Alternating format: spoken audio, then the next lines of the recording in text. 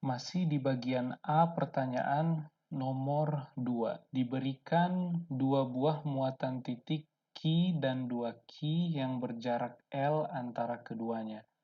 Apakah ada suatu titik yang berada pada garis yang melalui kedua muatan yang mana E sama dengan 0 ketika tanda muatan keduanya A berlawanan B sama? Jika ada, tentukan secara kasar di mana lokasi titik tersebut.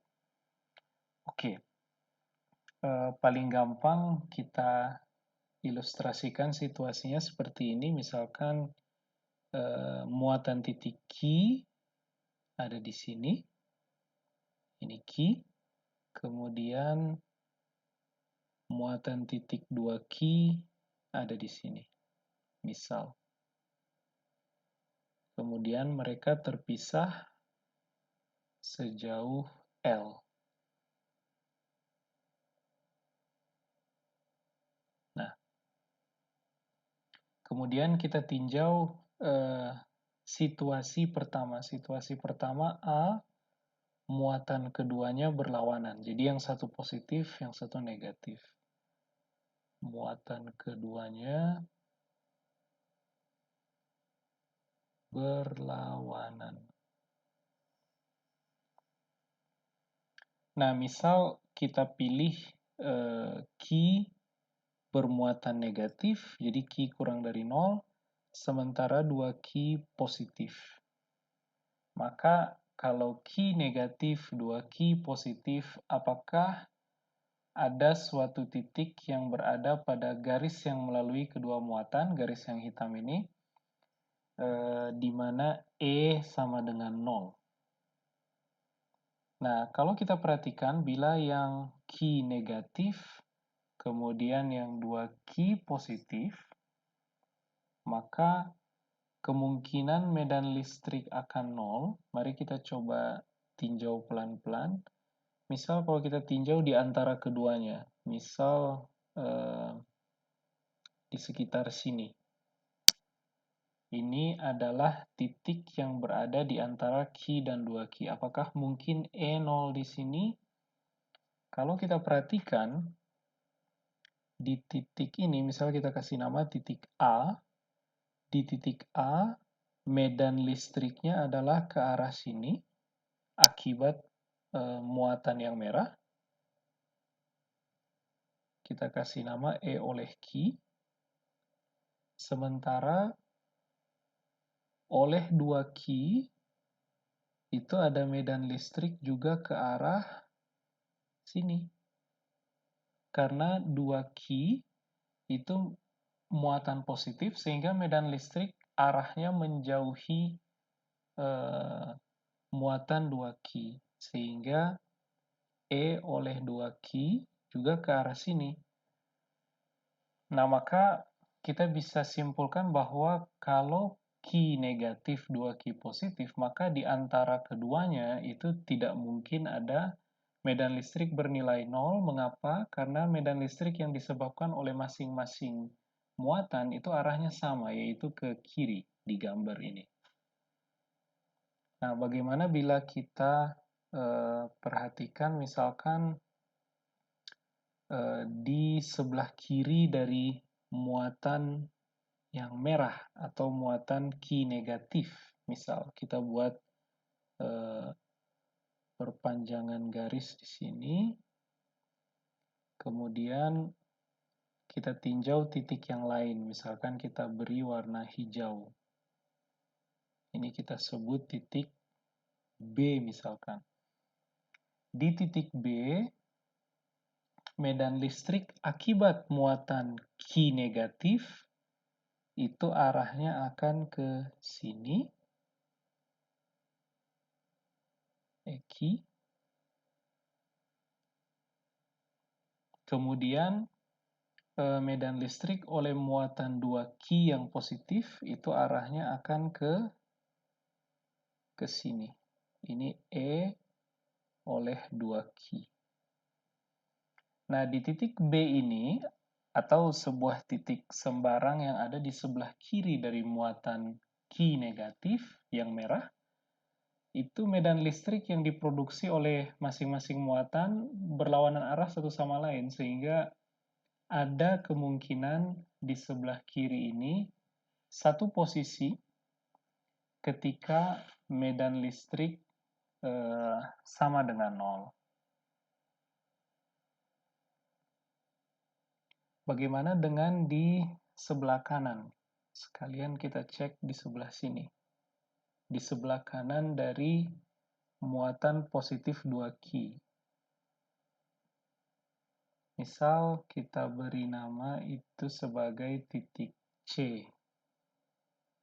Nah, apakah di titik C mungkin ada titik yang medan listriknya memiliki nilai 0?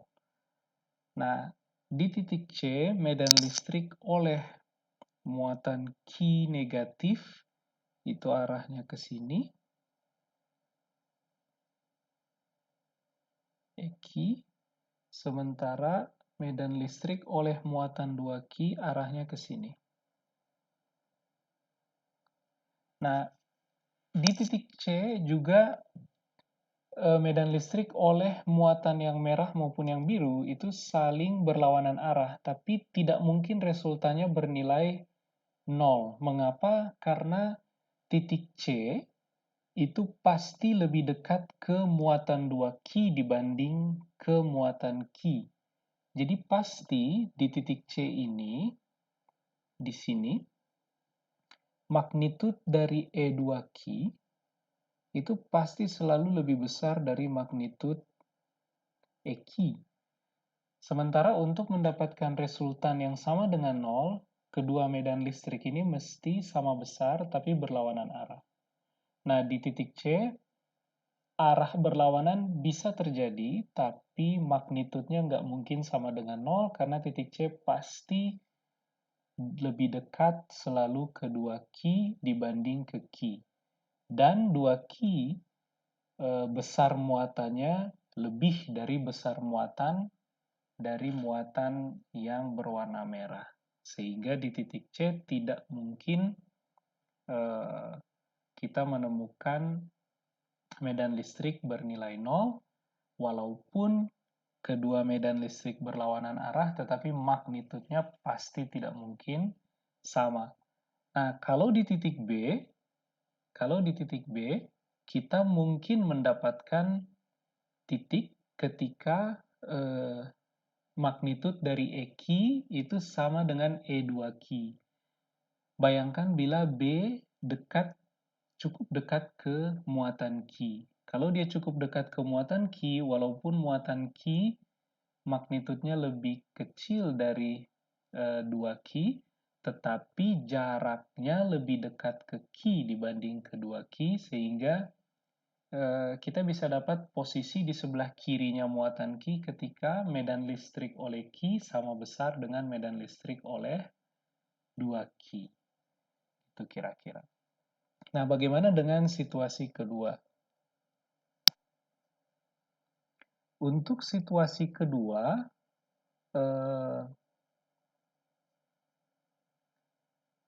muatannya sama.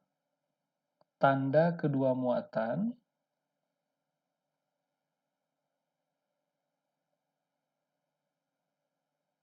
atau saya tulis seperti ini, kedua muatan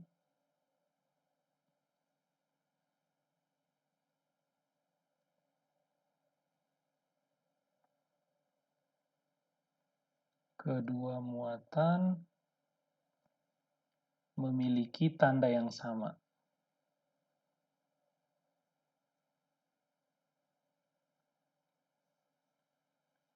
Misal sama-sama positif. Nah, kalau kita gambarkan ulang, misal ini garis,